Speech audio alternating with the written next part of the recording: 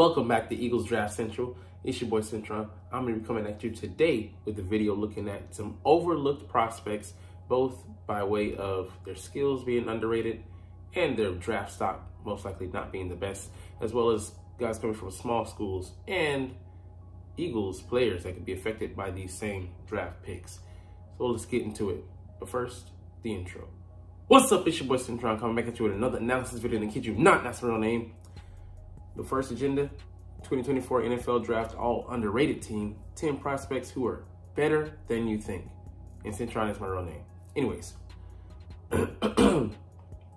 So we got Tulane quarterback Michael Pratt. And he's got some decent numbers, you know, more surprising rushing and rushing TDs than you would think.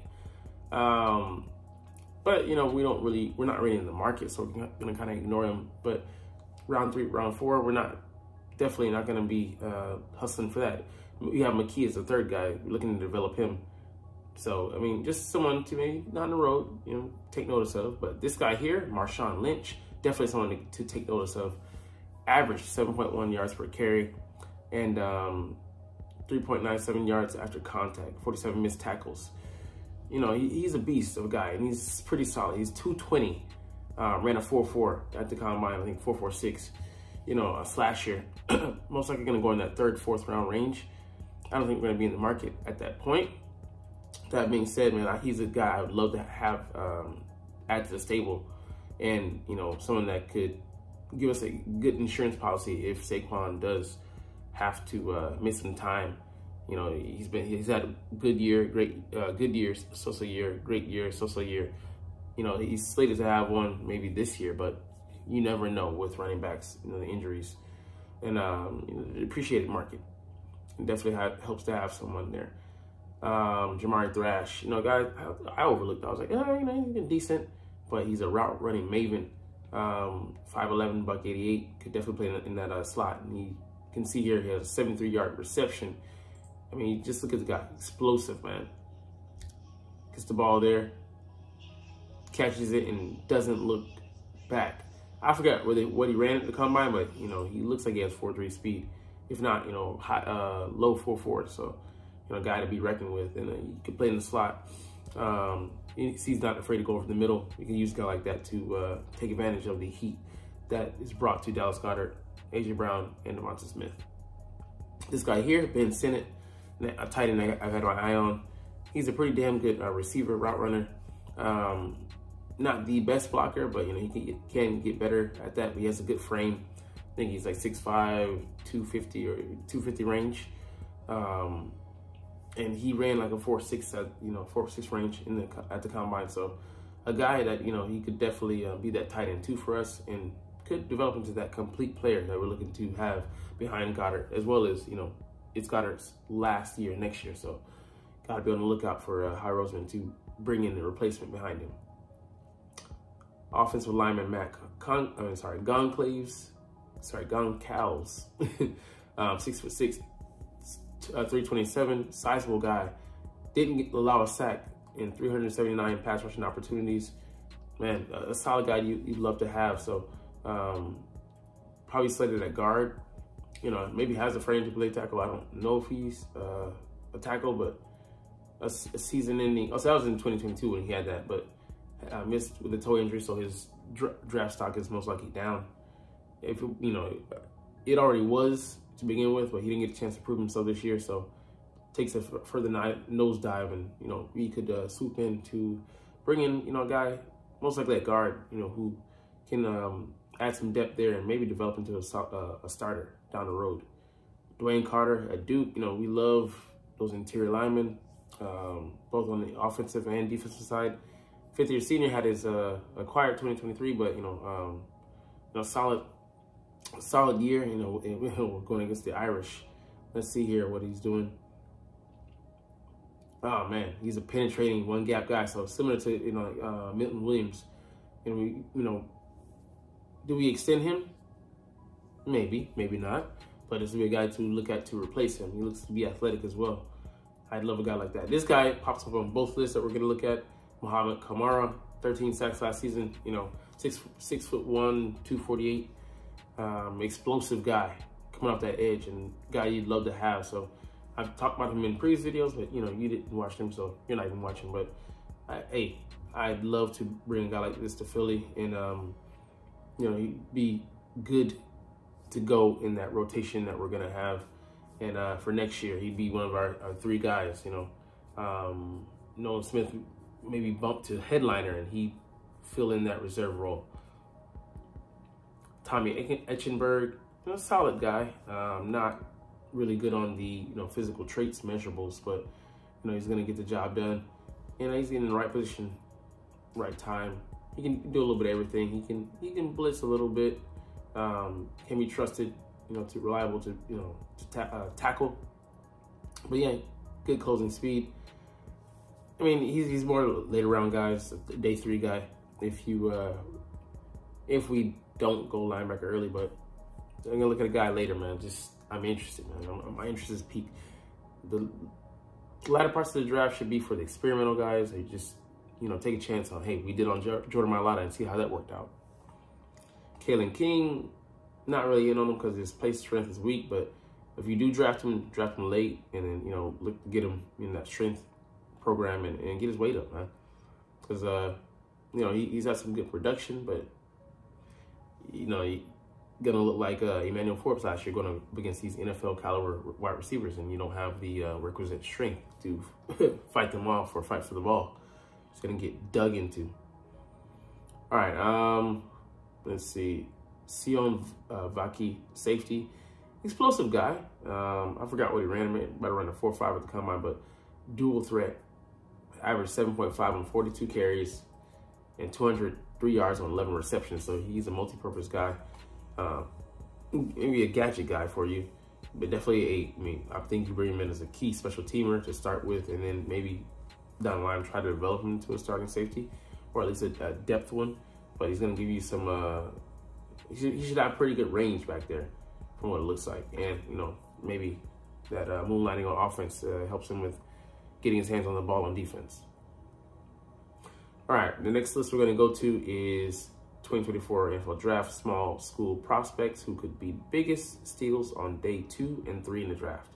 So I love these guys. A lot of guys that, you know, that go unnoticed, but definitely not by the scouts. They comb every draft with a, you know, fine-tooth comb to try and find these guys and see who can contribute. You know, we had so many small school guys throughout the history of the NFL make their impact, and you know, it's not really about ability. It's about them finding out about it and seeing if you can step up in the next level, to the next level, and at the next level if you can produce. Simple.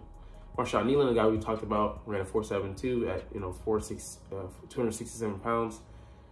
He can bend that edge. More of a power rushing guy, but I love having him in our edge rushing core because he brings something different, man. That size to the fold, and definitely think he goes within definitely the top 100 selections, probably a 3rd round pick. So I'm going to take a chance and get a hell of a player. Dylan Laube, back out of New Hampshire. Interesting guy, man. He looks to be more apt to be like just a guy you work in space. He's definitely a weapon there. Ran a 4.54, not too bad. He's a diminutive guy, running back. You know, just, you know, see he's white, so, you know, just bring a little bit different sauce there. You know, white chocolate, but he's more of like a receiver. Reminds me of maybe a Danny Woodhead. You use him more in that role, then more out of the backfield. But I mean, hey, get him where you fit in, and he also can return kickoffs, punts. What do you call it? Yeah, he's an explosive guy, so I'd love to see what he brings to an offense. Maybe not here in Philly though. All right, Mason McCormick, a 5-year career at left guard, so interesting, technically sound. 315-pound frame, didn't allow a sack. Again, there's that theme. These guys are good in pass pro. Would love to see what he, you know, brings, you know, to the table. Played for the South Dakota Jackrabbits, the rival to former quarterback extraordinaire Carson Wentz's North Dakota. I think they were Bison. So, you know, small school guys don't necessarily mean that they, you know, they weren't good enough to play a D1. Just so a lot of guys get overlooked, or, you know, extenuating circumstances happen and they end up there. But man, looks like he's nasty. I like that. Pause. All right, Christian Boyd, a guy we've talked about a little bit in the past. I mean, he looks so athletic. How many linemen line up like that and they look like that? At his size, so I think he's like 6'1" or 2 and 320. So I mean, sizable guy, and he was whipping people up at the Shrine Bowl. So he proved his mettle that he has the wherewithal to play with the big boys. Him being a big boy himself. So probably gonna go in like that third round, maybe second. But somebody's gonna get a good player. Just won't be us because yeah. All right, Monmouth running back. I'm thinking about the former Dallas receiver, Miles Austin, out of Monmouth. Jaden Sheridan, though, here, 5'7". He's very well built, though. I think he's like a buck 80, 84. Ran a 4.45 at the combine, so, nice guy. More of that scat back, multi-purpose, similar to, Dylan above, just a little bit more explosive.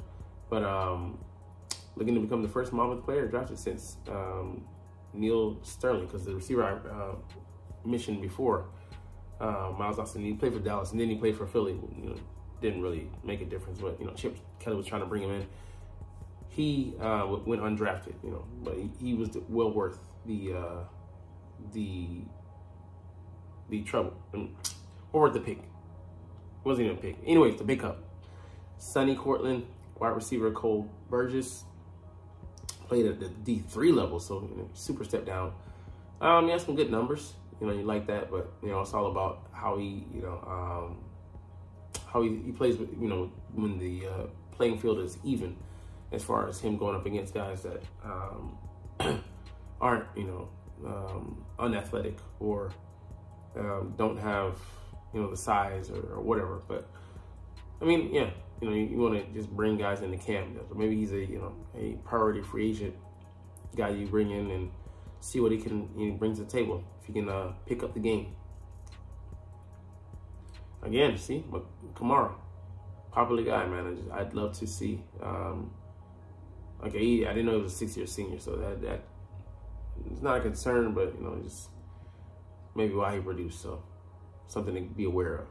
Ferris State cornerback Sean Stevens. He's the cousin of Joey Porter Jr. and has a pro day at Michigan. He's 5'9", buck 75, ran a 4.37, and 19 reps of 225. So he's plenty strong. Could be looked at as a slot guy. So I mean, and these names, some of these guys I've never heard of, but just something to be aware of, and guys to take notice of, because you. Like, oh, who's this guy? Hey, just trying to give you more names to have on your brain.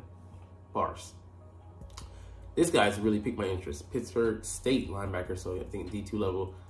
Dubem Okonkwo. So again, it's the name Okonkwo. I don't know if he's related to the tight end at from the Tennessee Titans, Okonkwo.